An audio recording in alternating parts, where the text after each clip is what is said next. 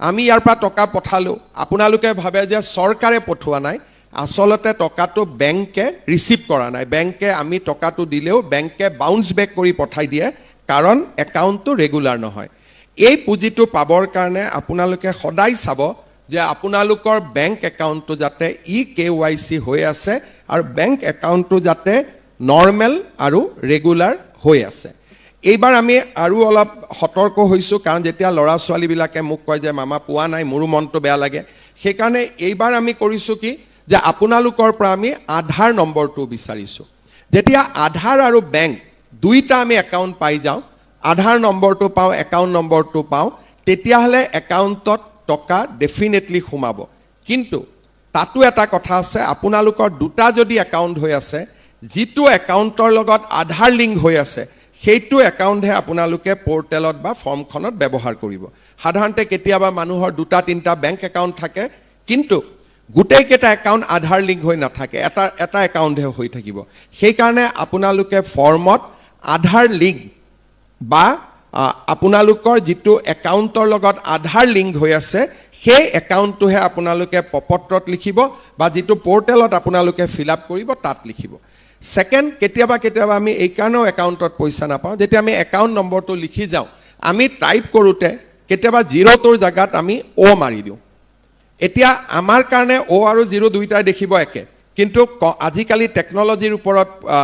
Bank চলে টেকন'লজিয়ে লগে লগে ধৰি লয় যে জিৰ' আৰু দুটা বেলেগ বেলেগ আৰু যিসকলে জিৰ'ৰ জেগাত মাৰিলে তেওঁলোকে পুঁজি নাপায় সেইকাৰণে আমি যাতে একাউণ্ট নম্বৰটো দুবাৰ তিনিবাৰ চেক কৰি আমি সোমোৱাওঁ আধাৰ নম্বৰটো যাতে আমি দুবাৰ তিনিবাৰ চেক কৰি সোমোৱাওঁ আৰু একাউণ্টটো আমি KYC কৰি ৰাখোঁ ৰেগুলাৰাইজ কৰি ৰাখোঁ তেতিয়াহ'লে আমাৰ পুঁজি কেতিয়াও বন্ধ হৈ নাযায় এই কথাখিনি মই আপোনালোকক নিশ্চিতভাৱে ক'ব পাৰোঁ মই ভাবোঁ যে আজি আমি এই সভাখন কৰাৰ মূল উদ্দেশ্য এইটোৱে হ'ল যাতে আমাৰ মাজত এটা জাগৰণ আহে কেনেকৈ ফৰ্মখন আমি ফিল আপ কৰিব লাগে কেনেকৈ আমি পৰ্টেলটোত নিজৰ একাউণ্ট নম্বৰ দিব লাগে আৰু আমি কি কণ্ডিশ্যনত নিযুত মইনা নিযুত বাবু আমি পাই থাকিব পাৰোঁ এই গোটেই কথাখিনি যাতে অসমৰ প্ৰতিখন কলেজৰ ছাত্ৰ ছাত্ৰীয়ে বুজি পায় তাৰ কাৰণে আজি আমি গোটেই অসমতে প্ৰায় 500 জাগাত এই মিটিংখন আমি অৰ্গেনাইজ কৰিছোঁ আৰু আমি ইয়াত কোৱা কথাখিনি থ্ৰু ভিডিঅ' লিংক সেই জায়গাটো আমাৰ ছাত্ৰ ছাত্ৰীসকলে শুনি আছে গতিকে মই ভাবোঁ যে তেওঁলোকে নিশ্চিতভাৱে আমি যি ধৰণে পৰামৰ্শ দিছোঁ তাক পালন কৰিব আজিৰ আমি অনুষ্ঠানত আৰু দুটা শিক্ষাৰ সৈতে জড়িত মহান কাম আমি আগবঢ়াব খুজিছোঁ যোৱা 4 দিন মই চৰাইদেউ আৰু শিৱসাগৰত আছিলোঁ বানপানীয়ে কিছুমান স্কুল একেবাৰে কলেজক ধ্বংস কৰিছে আৰু যাক ধ্বংস কৰাও নাই তাৰ স্কুল কলেজৰ ভিতৰত পলস বা বোকা সোমাই তাত পৰিৱেশটো একেবাৰে শিক্ষা গ্ৰহণ কৰিব নোৱাৰা কৰি পেলাইছে আজি আমি খন্তেক সময় পিছতে যোৰহাট গোলাঘাট চৰাইদেউ শিৱসাগৰ জিলাৰ 793খন স্কুলত আমি এককালীনভাৱে 2 লাখ টকা প্ৰদান কৰিম শিৱসাগৰ জিলাৰ 550খন স্কুল চৰাইদেউ জিলাৰ 111খন স্কুল যোৰহাট জিলাৰ 103খন স্কুল গোলাঘাট জিলাৰ 29খন স্কুললৈও আমি 2 লাখ টকাকৈ আগবঢ়াম অৰ্থাৎ আমাৰ বাবে আটাইতকৈ প্ৰয়োজন হৈছে শিক্ষা আৰু শৈক্ষিক কাঠামো আগতে কেতিয়াও অসমত বানপানী এতিয়ালৈকে পানী শুকুৱাই নাই পানী শুকুৱাৰ আগতে কোনেও এই কথাবোৰ চিন্তা নকৰে খালি ৰিলিফৰ কথা চিন্তা কৰে যে চাউল পাব লাগে দালি পাব লাগে কিন্তু আমি এটা কথা মনত ৰাখিছোঁ যে অসমৰ সব কলেজ স্কুলত যদি ক্লাছ আৰম্ভ হয় শিৱসাগৰ চৰাইদেউ জিলা দুখন পিছ পৰি যায় তেতিয়াহ'লে আমাৰ ছাত্ৰ ছাত্ৰীসকলৰ শৈক্ষিকভাৱে যথেষ্ট ক্ষতি হ'ব সেইকাৰণে আজি আমি 2 লাখকৈ টকা সকলোকে মুকলি কৰি দিছোঁ আৰু ভৱিষ্যতে যিবিলাক স্কুল একেবাৰে বেয়া হৈ গৈছে আমাৰ 9 তাৰিখৰ পৰা আমি স্থায়ী জৰীপ আৰম্ভ কৰিম তেওঁলোকক আৰু বেছি পুঁজিও আমি দিব পাৰিম আমাৰ বিশেষ কোনো অসুবিধা নাথাকে ইয়াৰ লগতে আপোনালোকে টিভিটো দেখিছে বহুত ছাত্ৰ ছাত্ৰীয়ে কৈ আছে যে আমাৰ কিতাপবোৰ উৰি গ'ল কিতাপ পানীয়ে লৈ গ'ল আমি কেনেকৈ পঢ়িম নিশ্চিতভাৱে যদি কিতাপ কাগজ নোহোৱা হৈ যায় তেওঁলোকে কেনেকৈ স্কুললৈ যাব শিক্ষামন্ত্ৰী ডাঙৰীয়াই অতি তৎপৰতাৰে 31 তাৰিখেই আমি বিনামূলীয়া পাঠ্যপুথিবোৰ শিৱসাগৰ আৰু চৰাইদেউ জিলালৈকে আমি পঠিয়াই দিলোঁ তাৰপিছত আমাৰ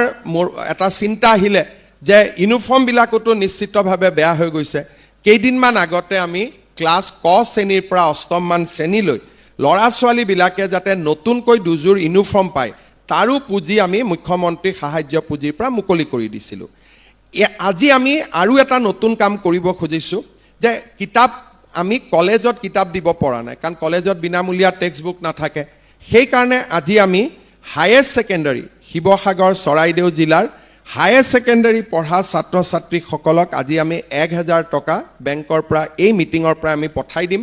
ডিগ্ৰী যোনে পঢ়ি আছে, degree first year, second year, third year, তেওঁলোকক আমি 3000 টকা পঠাই দিম। আৰু যিসকলে পষ্ট গ্ৰেজুৱেট পঢ়ি আছে তেওঁলোকক আমি 5000 টকা পঠাই দিম।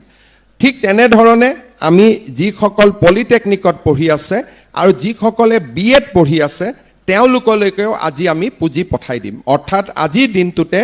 21000 ছাত্ৰ ছাত্ৰীয়ে 4.26 কোটি টকা লাভ কৰিব আৰু বিদ্যালয়সমূহে প্ৰায় 15 কোটি টকা লাভ কৰিব। আমাৰ চৰকাৰখনে বিচাৰে যে যাতে আমাৰ শৈক্ষিক কাঠামো বা আমাৰ শৈক্ষিক মানদণ্ডত কোনো ধৰণৰ কম্প্ৰমাইজ হ'ব নোৱাৰে আৰু আমি সদায় শিক্ষাৰ ক্ষেত্ৰত আমি আগবাঢ়ি থাকিব পাৰোঁ। তাৰ বাবে আমি চৰকাৰখন সদায় তৎপৰ হৈ থাকোঁ আৰু তৎকালীনভাৱে ছাত্ৰ ছাত্ৰীসকললৈকে অনুদান, ইউনিফৰ্ম, বিদ্যালয় নিৰ্মাণৰ পুঁজি এইবিলাকে শিক্ষাৰ ক্ষেত্ৰত আমাৰ চৰকাৰখনৰ যি এক মনোভাৱ, যি পজিটিভ মনোভাৱ তাক আজি প্ৰদৰ্শন কৰিছে। মই গোটেই অসমতে আমাৰ ছাত্ৰ ছাত্ৰীসকল আজি উপস্থিত আছে। মই দুটা কথা ক'ম যে আজিকালি আমাৰ অসম আৰু ভাৰতত আৰু একে সমানভাৱে আমাৰ দেশত কৰ্মসংস্থাপনৰ সুবিধা দ্ৰুত গতিত বৃদ্ধি পাইছে। কিন্তু এই কৰ্মসংস্থাপন পাবৰ কাৰণে আমি উপযুক্তভাৱে নিজক গঢ়ি তুলিব লাগিব। আমি বহুত সময়ত ভাবোঁ যে আমি BA পাছ কৰিলোঁ, পষ্ট গ্ৰেজুৱেট পাছ কৰিলোঁ, আমি কৰ্মসংস্থাপন পাম নে নাপাম। আজিকালি এটা কথা আপোনালোকে বুজি পাব লাগিব যে it is a age of specialist. এটা সময় আছিলে যে জেনেৰেলিষ্ট বা আমি যেতিয়া পলিটিকেল ছায়েন্সত পাব্লিক এডমিনিষ্ট্ৰেশ্যন পঢ়িছিলোঁ তেতিয়া এটা ডিবেট আছিলে জেনেৰেলিষ্ট ভাৰ্চেছ স্পেচিয়েলিষ্ট। এটা সময় আছিলে যে BA MA পঢ়িলে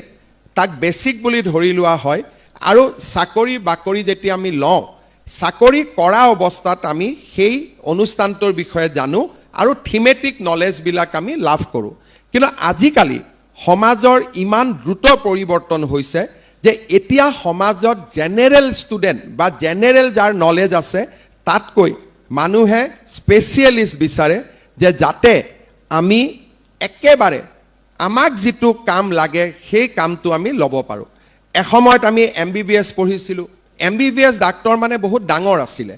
তাৰপিছত আহিলে মানুহে নিজে গাঁৱৰ মানুহেও কয়, যেতিয়া মই হেল্থ মিনিষ্টাৰ আছিলোঁ হস্পিটেলবিলাকত যাওঁ, গাঁৱৰ মানুহে কয় ছাৰ মেডিচিনৰ ডক্তৰ আমাৰ নাই।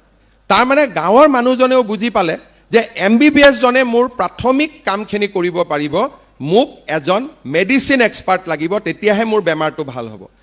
যোৱা কেইটামান দিন যেতিয়া মই আকৌ হস্পিটেলবিলাকত যাওঁ তেতিয়া মানুহে কয় যে ছাৰ আমাৰ মেডিকেলটো কৰি দিলে, নিউৰ' চাৰ্জন নাই, নিউৰলজিষ্ট নাই। তাৰমানে আপোনালোকে চাওক যে MBBS is a general qualification. এতিয়া মানুহে গৈ গৈ নিউৰ' চাৰ্জন বিচাৰিব আৰম্ভ কৰিছে। তাৰমানে জেনেৰেল মানুহকো লাগে যে মোক জেনেৰেল এডুকেশ্যন থকা মানুহ নালাগে, মোক স্পেচিয়েলিষ্ট লাগে। আৰু এই স্পেচিয়েলিষ্ট যিটো আমাৰ প্ৰয়োজন সি অকল মাত্ৰ যে আমাক মেডিকেল ফিল্ডত আছে সেইটো নহয়, ইঞ্জিনিয়াৰিঙত আমাক লাগিব, আমাক BA BSc আমাৰ যিমান ছাবজেক্ট আছে তাৰ মাজৰ পৰাই মানুহে আমাৰ মাজত থকা বিশেষ গুণটোক বিচাৰি উলিয়াবৰ বাবে চেষ্টা কৰে। সেইকাৰণে আজিকালি আমাক শিক্ষাৰ লগত এটা ডাঙৰ প্ৰয়োজন হৈছে যে নিজে কিবা এটা বিশেষ গুণ আয়ত্ত কৰা। যদি মই কমাৰ্চ পঢ়িছোঁ তেতিয়া মই কমাৰ্চৰ লগত GSTৰ বিষয়ে জানিব লাগিব, যাতে মই কমাৰ্চ পাছ কৰি GST ৰিলেটেড মই কামত সোমাব পাৰোঁ। বোলে মই কমাৰ্চ পঢ়িছোঁ কিন্তু মই কোম্পানী ল'ৰ ওপৰত পঢ়িব লাগিব, যাতে কমাৰ্চ পাছ কৰি মই কোম্পানী এটাৰ লগত নিজক জড়িত কৰিব পাৰোঁ, কাৰণ মই কোম্পানী ল'ৰ বিষয়ে জানো। মই যদি কোনোবা এটা বেংকিং প্ৰতিষ্ঠানত কাম কৰিব খুজিছোঁ তেতিয়াহ'লে মোক BA BScৰ লগত মোক কি লাগিব, মোক ইনভেষ্টমেণ্টৰ ওপৰত মোক নলেজ লাগিব। মই যদি এতিয়া ক'ৰবাত GNM নাৰ্ছ হ'ব খুজিছোঁ লগত মোক ইংলিছৰ নলেজ লাগিব, কাৰণ প্ৰেছক্ৰিপশ্যনসমূহ ইংলিছত আহিব, মই ইংলিছ পঢ়িব লাগিব। আৰু আজিকালি ডক্টৰে হাতেদি প্ৰেছক্ৰিপশ্যন লিখা প্ৰায় বন্ধ কৰিছে, কম্পিউটাৰত লিখে, গতিকে মোক কম্পিউটাৰৰ নলেজ লাগিব। মই যদি পলিটিকেল ছায়েন্স পঢ়িছোঁ, পলিটিকেল ছায়েন্সৰ লগত মোক এনেকুৱা জ্ঞান লাগিব যাৰ দ্বাৰা মই ইলেকশ্যন মেনেজমেণ্ট শিকিব পাৰোঁ, মই কোনোবা মন্ত্ৰীৰ লগত মই কাম কৰিব পাৰোঁ, কোনোবা বিধায়কৰ লগত মই কাম কৰিব পাৰোঁ, কাৰণ গভৰ্নেন্সৰ ওপৰত মোৰ নলেজ আছে। Political science is a general subject, কিন্তু যেতিয়া মই পাব্লিক এডমিনিষ্ট্ৰেশ্যন বা গভৰ্নেন্সৰ ওপৰত মই জানিম, তেতিয়া মোৰ এমপ্লয়বিলিটিটো বাঢ়ি গৈ থাকিব। বহুত ষ্টুডেণ্ট আছে, তেওঁলোকে আপত্তি কৰে যে আমি চব পঢ়িলোঁ মামা, আমাৰ চাকৰি নাই। দেউতাক মাকেও কয় যে ল'ৰা ছোৱালীজনে BA পাছ কৰিলে, MA পাছ কৰিলে, চাকৰি নাই। BA আৰু MA অকল আমাৰ শিক্ষাৰ শেষ হ'ব নোৱাৰে। যদি মোৰ ছায়েন্স পঢ়িছোঁ, মই কেনেকৈ নিজক IT লগত পৰিচয় কৰিব পাৰোঁ, কেনেকৈ মই আৰ্টিফিচিয়েল ইণ্টেলিজেন্সৰ বিষয়ে জানিব পাৰোঁ, মই যদি নৰ্মেল BA পাছ কৰিছোঁ, কেনেকৈ মই ৰিটেইল, হস্পিটেলিটি এইবিলাকৰ ওপৰত জানিব পাৰোঁ। There R 1 lakh+